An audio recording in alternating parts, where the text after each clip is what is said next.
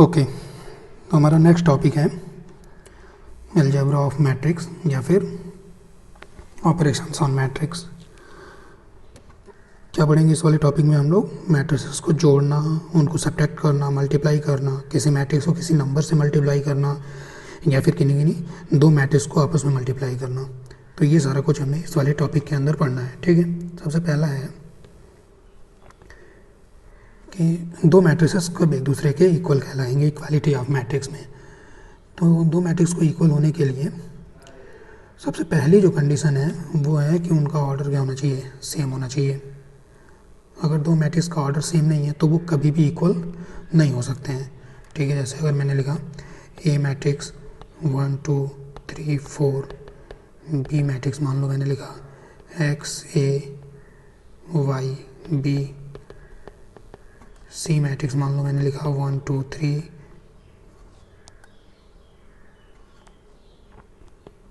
3 4 0। ठीक है, हम क्या देख रहे हैं? ए मैट्रिक्स का ऑर्डर है 2 क्रॉस 2, बी मैट्रिक्स का ऑर्डर भी है 2 क्रॉस 2। तो ए और बी बराबर हो सकता है, मैं बोल रहा हूँ हो सकता है, कब होगा वो देखेंगे अभी। ठीक है, लेकिन ए और सी कभी भी बराबर नहीं हो सकता क्योंकि सी का ऑर्डर है 2 क्रॉस 3, 2 नंबर ऑफ रो है और 3 नंबर ऑफ कॉलम है।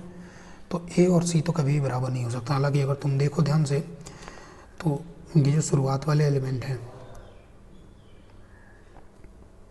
1 2 3 4 1 2 3 4 ये दोनों में सेम है, लेकिन फिर भी ए और सी का ऑर्डर सेम ना होने की वजह से ये कभी भी इक्वल नहीं हो सकता है। ठीक है, तो अगर ऑर्डर सेम हो गया जैसा ए और बी में हो रहा है तो क्या सिर्फ ऑर्डर सेम होना सफिशेंट है मैट्रिक्स को इक्वल होने के लिए? नहीं, ऑर्डर सेम होना ज़रूरी है, पर्याप्त नहीं है ना। क्या मतलब हुआ? ऑर्डर सेम होने के साथ साथ में करस्पॉन्डिंग एलिमेंट भी क्या होने चाहिए? सेम होने चाहिए। करस्पॉन्डिंग एलिमेंट का क्या मतलब हुआ? करस्पॉन्डिंग एलिमेंट का मतलब है 1 का करस्पॉन्डिंग x। ठीक है, पहला रो पहला कॉलम का एलिमेंट, पहले रो पहले कॉलम का एलिमेंट। 2 का करस्पॉन्डिंग एलिमेंट कौन है? 2 का करस्पॉन्डिंग है a। 3 का करस्पॉन्डिंग कौन है? y। और 4 का करस्पॉन्डिंग है b। तो अगर x हो गया 1 के बराबर, a हो गया 2 के बराबर, y हो गया 3 के बराबर और b हो गया 4 के बराबर, तब a और b क्या हो जाएंगे? Then a and b will be equal. ठीक है, तो क्या समझा हमने? मैट्रिक्स इक्वल होने के लिए उनका ऑर्डर सेम रहना चाहिए और साथ में उनके करस्पॉन्डिंग एलिमेंट भी बराबर होने चाहिए। ठीक है, फेयर एनफ। नेक्स्ट टॉपिक पे आते हैं, एडिशन एंड सब्ट्रैक्शन। दो मैट्रिसेस को कैसे मल्टीप्लाई नहीं, वो तो बाद में आएगा। दो मैट्रिसेस को कैसे ऐड करेंगे, कैसे सब्ट्रैक्ट करेंगे। तो देखो, ऐड या सब्ट्रैक्ट होने के लिए दो मैट्रिसेस आपस में ऐड या सब्ट्रैक्ट होने के लिए सबसे जो प्राइमरी कंडीशन है वो है उनका ऑर्डर क्या होना चाहिए? सेम होना चाहिए। अगर ऑर्डर सेम है तो करस्पॉन्डिंग एलिमेंट, करस्पॉन्डिंग हमने अभी ऊपर समझा, करस्पॉन्डिंग का मतलब करस्पॉन्डिंग एलिमेंट आपस में ऐड हो जाएगा और जब सब्ट्रैक्ट करेंगे तो सब्ट्रैक्ट हो जाएगा। ठीक है, इसका मतलब ये है कि अगर मैं तुमसे पूछूं बताओ a प्लस सी पॉसिबल है? Possible or not? Answer is no. a minus C possible or not? Answer is no. Reason क्या है? Order isn't same. ठीक है, तो a और c को ऐड नहीं कर सकते, a में से c को सब्ट्रैक्ट भी नहीं कर सकते। ठीक है, अब पूछा जाए a प्लस बी क्या पॉसिबल है? Answer is yes. क्यों? क्योंकि ऑर्डर इज सेम, दोनों का ऑर्डर 2 क्रॉस 2 है। अच्छा, तो फिर a प्लस बी करेंगे कैसे भी? बस करना क्या है, करस्पॉन्डिंग जोड़ लो। 3 माइनस 1 इज 2, 2 प्लस 2 4, 4 0 4, 9 और 6 15। Very simple. अगर पूछा जाए b माइनस ए क्या हो पाएगा? Answer is yes. क्यों? क्योंकि ऑर्डर सेम है। कैसे होगा? b में से a को सब्ट्रैक्ट करना है तो b के करस्पॉन्डिंग एलिमेंट में से a का एलिमेंट सब्ट्रैक्ट करते जाओ। चलो पहले मैं बी लिख लेता हूँ, -1206। इसमें से क्या करना है, 3249 ये सब्ट्रैक्ट करना है। हो गया भाई, -1 -3 -4, 2 -2 0 0, -4 -4, 6 -9 -3। ठीक है, बहुत आसान।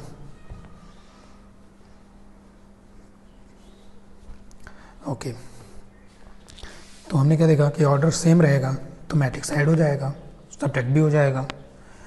अब आते हैं कुछ एडिशन की प्रॉपर्टीज। एडिशन क्या है, जैसे हम नंबर्स की बात करते हैं, है ना, ऐसा रियल नंबर्स की बात करें, for real numbers, for any numbers basically, अगर हम बोले x + y तो वो y + x के बराबर होगा। एडिशन कम्यूटेटिव होता है। Same thing holds for matrices also, a + b is also equal to b + a, क्योंकि करस्पॉन्डिंग जब ऐड करेंगे तो रिजल्ट सेम ही आएगा। सब्ट्रैक्शन तो नंबर्स का भी कम्यूटेटिव नहीं होता है। क्या बोल सकते हैं x - y is equal to y - x? नहीं, ये तो तभी होगा जब x और y दोनों क्या हो, बराबर हो। तो सब्ट्रैक्शन कम्यूटेटिव नहीं होता है नंबर्स के लिए, मैट्रिसेस के लिए भी सब्ट्रैक्शन जो है वो कम्यूटेटिव नहीं होगा। ओके, कैंसिलेशन लॉ मैट्रिसेस के केस में भी लग जाएगा। कैंसिलेशन लॉ का क्या मतलब है, जैसे हम बोलते हैं ना नंबर्स में कि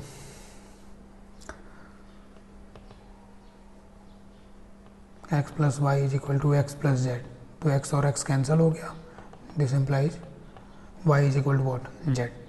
वही बात मैट्रिक्स के लिए भी है, a + b equal to a + c, a और a को कैंसिल करके we can say b is equal to c। हाँ, अब ये ऑब्वियस सी बात है कि a और b का ऑर्डर सेम रहेगा, a और c का ऑर्डर भी सेम रहेगा, और अल्टीमेटली b और c का ऑर्डर भी क्या हो जाएगा, सेम हो जाएगा।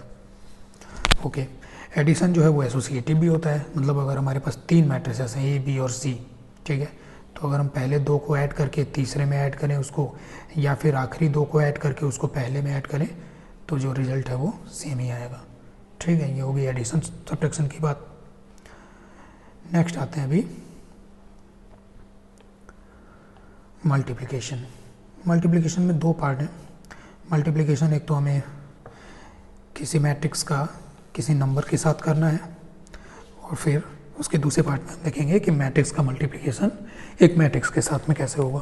ठीक है, तो सबसे पहले देखते हैं multiplication of a matrix bye a scalar. ठीक है, यहाँ जो मैं स्केलर बोल रहा हूँ वो फिजिक्स वाला वेक्टर और स्केलर वाला नहीं है ना, ये कोई फिजिकल क्वांटिटी नहीं है, this is just a number या फिर कोई वेरिएबल। ठीक है ना, वो वेक्टर स्केलर वाला मत समझना। दूसरी बात, स्केलर मैट्रिक्स की भी बात नहीं हो रही है, this is not a matrix. ठीक है, नंबर्स की बात कर रहा हूँ मैं, जैसे 3 हो गया, -2 हो गया, इसको मैंने स्केलर बोला। ठीक है, तुम बोल सकते हो कि सर स्केलर क्यों बोलना है, तो सीधे नंबर ही बोलिए, multiplication of matrix by any number. तो स्केलर बोलने के पीछे लॉजिक ये है कि वो समझ आएगा, मतलब हमेशा नंबर नहीं, कोई वेरिएबल का भी मल्टीप्लाई हम लोग कर सकते हैं। ठीक है, देखो बड़ा आसान है। जैसे ये मैट्रिक्स है, ये मैट्रिक्स हमारे पास क्या ऑर्डर है, 2 × 3 का। मान लो मुझे 3 × a चाहिए, तो बस 3 जो नंबर है उसका मल्टीप्लिकेशन a के सबके सब एलिमेंट में हो जाएगा। क्या बोला मैंने, सारे के सारे एलिमेंट में मल्टीप्लिकेशन हो जाएगा। 2 × 3, 3 × 3, 4 × 3, 5 × 3, 6 × 3, 7 × 3, ये आंसर होगा। Very easy. बी मैट्रिक्स है 3 × 3 का, क्या करना हमने, -2 × b चाहिए, तो बस -2 का मल्टीप्लाई कर लो भाई। -2 × 2, -2 × -1, -2 × 0, -2 × 3, -2 × -2, -4, -2 × -5, -2 × 1, -2 × 2, -2 × 3। ठीक है, अगर मान लो मेरे पास ए मैट्रिक्स है 1 p q 0 2 3, कितना ऑर्डर है 2x3 का। जल्दी जल्दी में हम लोग ना कई बार ऐसा स्क्वायर मैट्रिक्स ऐसे ऐसे ना बना के इस तरीके से भी बना देते हैं, ठीक है, उसमें कोई गलती नहीं है। अब मान लो मुझे x इंटू ए लिखना है, x इंटू ए।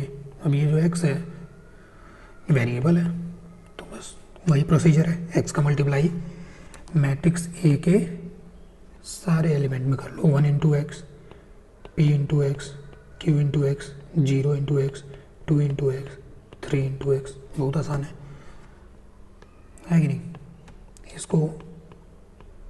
इसको रिवर्स भी समझ लो। अगर ऐसे लिखा हुआ है, इस पे ध्यान देना, अगर एक मैट्रिक्स के सारे एलिमेंट में कोई एक नंबर या वेरिएबल कॉमन है, we can take it out as common निकाल सकते हैं उधर से, ठीक है। और कुछ एग्जांपल देखते हैं। क्वेश्चन नंबर 1 है, ए मैट्रिक्स बी मैट्रिक्स दो दिए हुए हैं, हमसे पूछा गया 2a माइनस 3b कर लो। आसान है यार, 2a कर लेते हैं, चलो 2 इंटू 1 2 माइनस 2 3, ठीक है। क्या हो गया 2 4 माइनस 4 6। और क्या चाहिए मुझे 3b चाहिए, 3 इंटू बी है 1 7 4 2, ठीक है। 3 का मल्टीप्लाई कर लिया, ठीक है।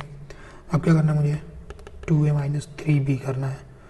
2a का ऑर्डर कितना है 2x2, 3b का ऑर्डर कितना है 2x2। क्या सब्ट्रैक्शन पॉसिबल है, आंसर इज यस। सब्ट्रैक्शन कैसे होगा, ये मैंने 2a लिख दिया और यहाँ 3b लिख दिया। कैसे होगा subtraction, corresponding elements will be subtracted, okay.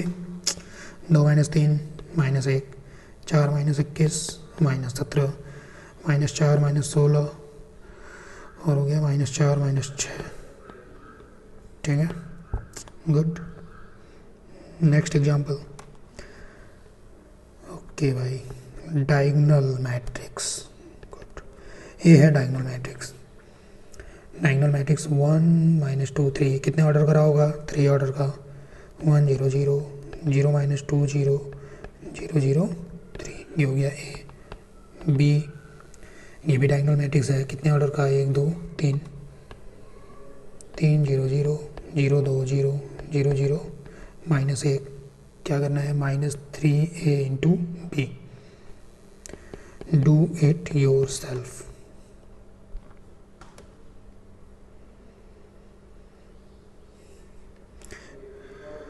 Okay, एक दूसरा तरीका समझ लो। डायगोनल मैट्रिसेस का जो है ना ऑपरेशन मैट्रिसेस का बड़ा आसान है। जैसे मुझे ये ए मैट्रिक्स है, ए मैट्रिक्स में -3 का मल्टीप्लाई करना है, इसमें -3 का मल्टीप्लाई करना है यहाँ पे, ठीक है। तो यार जब ये सब 0 0 0 ही है तो इसमें तो सब 0 ही रहेगा, कोई भी चीज़ मल्टीप्लाई कर लो।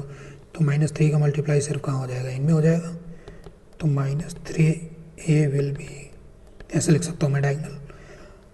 -3 का मल्टीप्लाई यहाँ हो गया, -3 6 -9, ये हो गया। और क्या बोला, बाकी तो b है, जोड़ लो दोनों को, ठीक है। ये देखो क्वेश्चन आ गया, find minimum number of zeros in a diagonal matrix of order 5। Okay good, 5 order का डायगोनल मैट्रिक्स है। टोटल एलिमेंट कितने होंगे भैया, टोटल एलिमेंट बता दो तुरंत। 5 × 5 25, 25 में से डायगोनल एलिमेंट कितने होंगे 5, नॉन डायगोनल एलिमेंट कितने होंगे 20, ठीक है। समझ आ रहा है, 1 2 3 4 5। यार 0 से मत कंफ्यूज हो जाना यार, इसको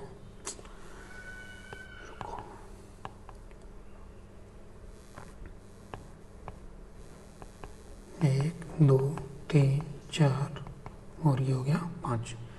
ये होंगे डायगोनल एलिमेंट। इनके अलावा तो ये सब क्या रहेगा, सब 0 0 रहेगा, है कि नहीं।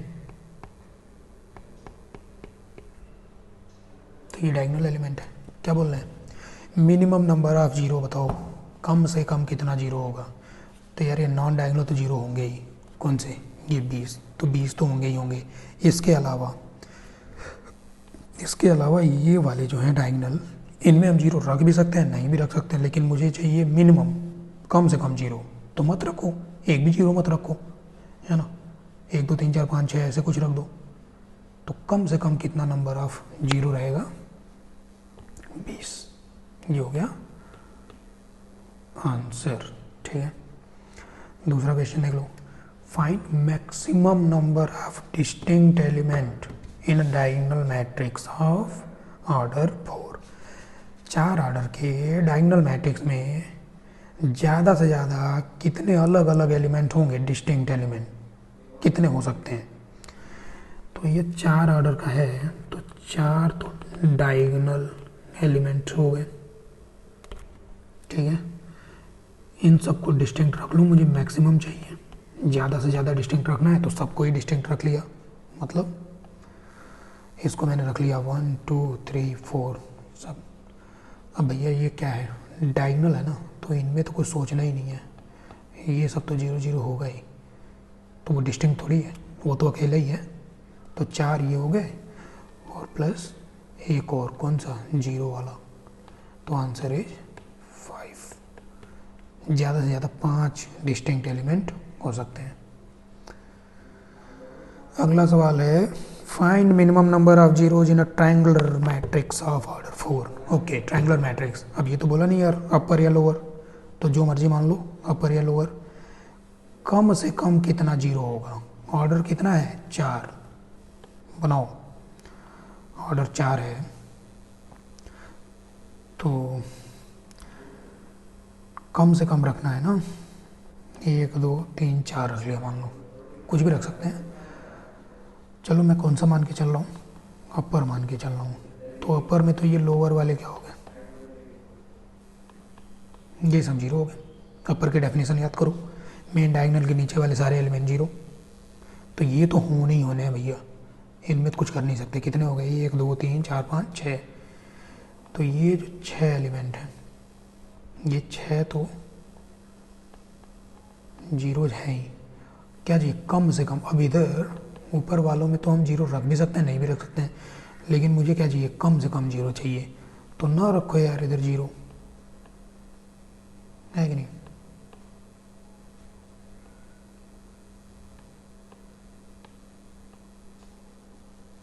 जीरो नहीं रखा हमने। कम से कम कितने आंसर हो गए? 6। अगला सवाल है, अगर ये मैट्रिक्स इसके बराबर है, कितना ऑर्डर है? 2 क्रॉस 3। इसका भी कितना है? 2 क्रॉस 3। दिया हुआ है कि बराबर है, तभी होगा जब करस्पॉन्डिंग एलिमेंट्स विल बी